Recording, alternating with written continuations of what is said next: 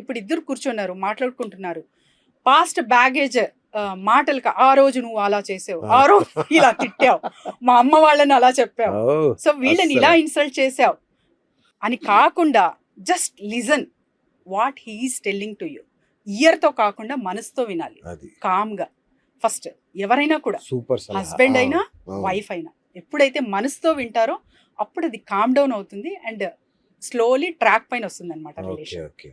అంటే మీరు చెప్పేది మన ఆరా డిసైడ్ చేస్తా మన రిలేషన్స్ ని.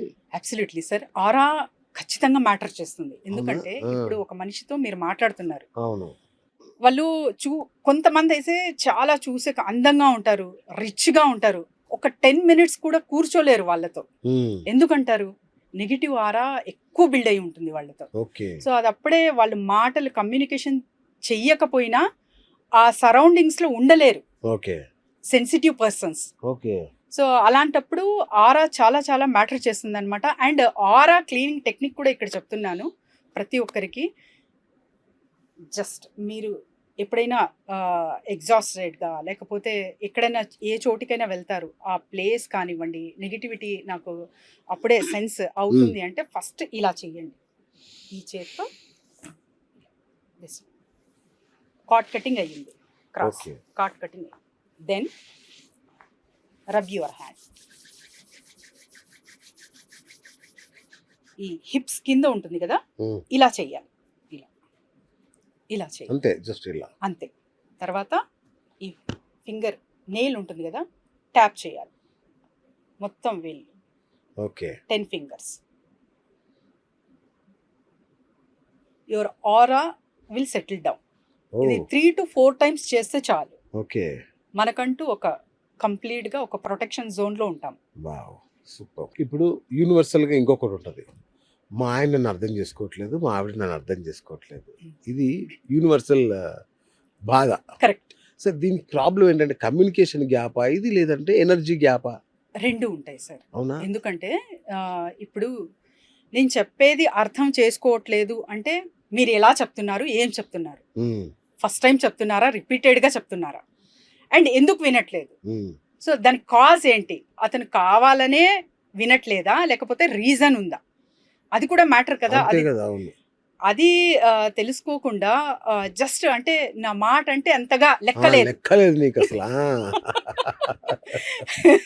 నా మాట అంటే లెక్కలేదు అనేది ఫస్ట్ చెప్తారు. అది ఎప్పుడైతే చెప్తారు ఎందుకు వినాలి అనేది వస్తుంది. తరచుగా 10 సార్లు మీరు అఫర్మ్ చేస్తున్నారంటే నా మాట అంటే లెక్కలేదు, నేనంటే లెక్కలేదు అంటే ఆ సరే, వాళ్ళ మైండ్ కూడా రిసీవ్ చేసుకుంటారు, అంతే కదా, అది కామన్ అయిపోతుంది. సో ఎప్పుడైతే మీరు కూర్చోపెట్టి ఫస్ట్ వాళ్ళు చెప్పింది వినగలరా, ఇప్పుడు ఎవరైతే కంప్లైంట్ చేస్తున్నారో నా మాట వినట్లేదు అని, ఎదుటి వాళ్ళు చెప్తుంది మీరు వింటున్నారా ఒక్కసారి ఆలోచించండి. మీరు ఎప్పుడైతే వింటున్నారో మనస్ఫూర్తిగా, not with years, with heart మీరు వింటున్నారా, మీరు వింటే మీ మాట కూడా ఖచ్చితంగా వాళ్ళు వింటారు. సూపర్. వావ్, సో చాలా సింపుల్ పరిష్కారం చెప్పారు. ఇప్పుడు విడిపోవాలనుకునే జంటలు ఉంటాయి కదా మేడం, డైవోర్స్ తీసుకుందాం మనకి వద్దు ఈ లైఫ్ అనుకునే వాళ్ళలో ఈ కెమికల్ రియాక్షన్సా, మరి వాటిని ఏమంటారు, క్వాంటమ్ రియాక్షన్సా, ఏం మార్పులు జరిగితే అట్లా జరుగుతుంది? స్ట్రెస్ హార్మోన్స్ ఎప్పుడైతే ఇంక్రీజ్ అవుతాయో సబ్ కాన్షియస్ మైండ్ తప్పించుకోవడానికి ప్రయత్నిస్తుంది. మీకు ఎప్పుడైతే అక్కడ ఇన్సెక్యూరిటీ ఫీల్ అవుతున్నారు, అసలు నేను ఉండలేను, అండ్ తర్వాత ఈ లైఫ్ ఏంటి, తర్వాత నేను మంచి లైఫ్ నాకు కనపడుతుంది ఫ్యూచర్ బయటికి వెళ్ళాక, ఇది అంటే అసలు ఇది వేస్ట్ లైఫ్, నేను తర్వాత మంచి లైఫ్ లీడ్ చేయగలను అనే థాట్స్ ఏం చేస్తాయంటే అక్కడ నుంచి వెళ్ళగొట్టేలా చేస్తాయి అనమాట. ఉండరు అక్కడ మనుషులు, సబ్ కాన్షియస్ మైండ్ ఎస్కేప్ అవుతుంది. యాక్చువల్లీ బాండింగ్ బిల్డ్ అవ్వాలి, rather than that they will escape. ఎందుకు అంటే అసలు అంటే యాక్సెప్టెన్స్ ఉండదు ఆ పరిస్థితులు. అలా ప్రెషర్, స్ట్రెస్ హార్మోన్స్ ఎలా రిలీజ్ అవుతాయంటే బ్రెయిన్ లో, అక్కడ కూర్చున్న చోట కూర్చోలేరు, నించున్న చోట నించోలేరు, వెళ్ళిపోవాలి వెంటనే. అలా అని చెప్పి లైఫ్ నుంచే వెళ్ళిపోతారు, ఇంటి నుంచే వెళ్ళిపోతారు బయటికి. అక్కడికి వెళ్ళాక మరి ఎలా ఉంటుందో ప్రతి ఒక్కరికి ఈ ప్రశ్న నేను వేస్తున్నాను. ఇప్పుడైతే ఊహిస్తున్నారు బయటకు వెళ్ళిపోదాము, ఇతను వేస్ట్ ఆర్ ఈమె వేస్ట్, వెళ్ళిపోయి నెక్స్ట్ లైఫ్ చూద్దాము అని అనుకుంటున్నారు. అది హాయిగా ఉంటుందా? అక్కడ కూడా అలా ఉండదని గ్యారంటీ ఏంటి? ఏంటి? ఎస్. ఇది తెలిసిన ప్రపంచం. మీకు ఆ మనిషి తెలుసు, అవేర్నెస్ ఉంది. సో మీ సరౌండింగ్స్ కానివ్వండి, సేఫ్టీ కానివ్వండి, మీకు కొద్దో గొప్ప దొరుకుతూ ఉంటుంది. దాని గురించి ఆలోచించండి. లేదు హెల్గా ఉంది, నేను చనిపోతాను అసలు, అంటే ఇంకా బ్రతకలేను అన్న సందర్భం తప్ప ఇంకా చిన్న చిన్న వాటికి కూడా ఇల్లు వదిలేయాలి, అమ్మ వాళ్ళ ఇంటికి వెళ్ళిపోవాలి, లేకపోతే సంథింగ్ ఏదో ఎక్కడికో వెళ్ళిపోవాలి అనే థాట్ వస్తుంది అంటే ఒక్కసారి ఆలోచించండి. ఇక్కడ గోడ మాత్రమే కనపడుతుంది, మీరు గోడ వెనకాల చూడగలుగుతున్నారా? That is question mark. So stay calm, stay think twice and take the decision. Correct, right ma'am. Over thinking, అతిగా ఆలోచిస్తారు కొంతమంది, అది బంధాలను ఎలా నాశనం చేస్తుంది? ఈ మన క్వాంటమ్ థెరపీతో దానికి చెక్ పెట్టొచ్చా? ఎస్ సార్, ఓవర్ థింకింగ్ నేను ఫస్ట్ ఎపిసోడ్లో కూడా చెప్పాను. ఓకే. సో ఇక్కడ 3 ఫిజిసిస్ట్ని, సైంటిస్ట్ పేర్లు అయితే నేను చెప్తున్నాను. Albert Einstein, Niels Bohr and తర్వాత వచ్చేసి మ్యాక్స్ పోలాక్. వీళ్ళ ముగ్గురు థియరీ ఒక్కటే ఉంటుందన్నమాట క్వాంటమ్ ఫిజిక్స్లో. So Albert Einstein E=mc². తర్వాత వచ్చేసి నీల్స్ బోరా కానివ్వండి, ఇంకొకరు కానివ్వండి, వీళ్ళు చెప్పేది సింపుల్గా ఎగ్జాంపుల్గా చెప్పాలంటే laser light and train moment ఉంటుంది కదా, ట్రైన్ మూమెంట్లో ప్రయాణికులు కదిలికలు అంటే లోపల నడవడం జరుగుతుంది. సో ఈ రెండు మీరు ఇమాజిన్ చేయండి and then come to now. So quantum అనేది ఎంత పవర్ఫుల్ అంటే అది టైనీ థింగ్ సార్. ఒక లేజర్ లైట్ ఇంతే ఉంటుంది, మీరు లైట్ వేయండి కొన్ని సెంటీమీటర్ దూరం దాకా ఆ లైట్ అనేది వెళ్తుంది.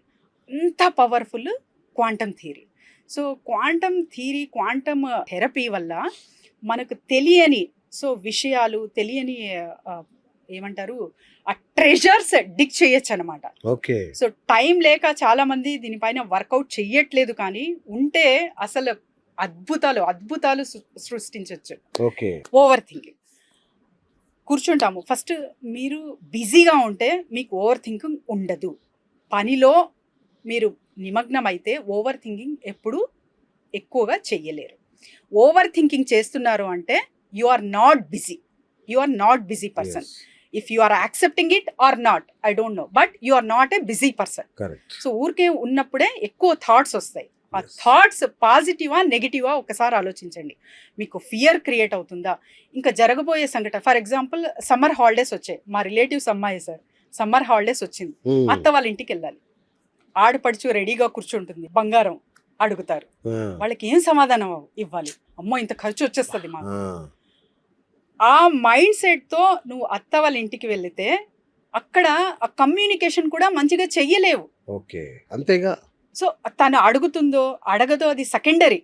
తను అడిగినప్పుడు ఊహించేసుకొని ఇలా ఉద్యమం అలా ఉద్యమం అని టెన్షన్ పడిపోయి బీపీలు తెచ్చుకోవడం తప్ప ఉపయోగం లేదు. తను అడిగినప్పుడు క్లియర్ కట్గా ఎక్స్ప్లెయిన్ చేయండి, అరే మాకు కూడా ఇన్ని ఖర్చులు ఉన్నాయి, ఇంత మాత్రమే చేయగలను, హ్యాపీగా హోల్ హార్టెడ్గా నీకు శారీ పెట్టగలనమ్మా అంతే అని చెప్పగలిగే ధైర్యం నీకు రావాలి. అప్పుడు ఇవన్నీ పోతాయన్నమాట, ఇవన్నీ ఊహాగానాలే. సో ఒక మనిషితో క్లియర్ కట్గా కూర్చుని మాట్లాడే ధైర్యం మీకు ఎప్పుడైతే వస్తుందో ఓవర్ థింకింగ్ అనేది ఆటోమేటిక్గా డిజాల్వ్ అవుతుంది.